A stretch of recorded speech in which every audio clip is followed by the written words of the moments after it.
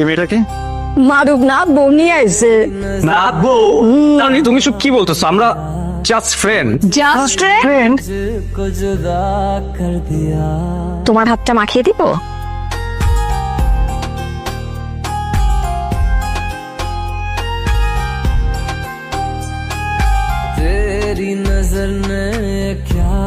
তাই মেয়ে, তুমি কি সত্যি বাসা থেকে পালাও নাই?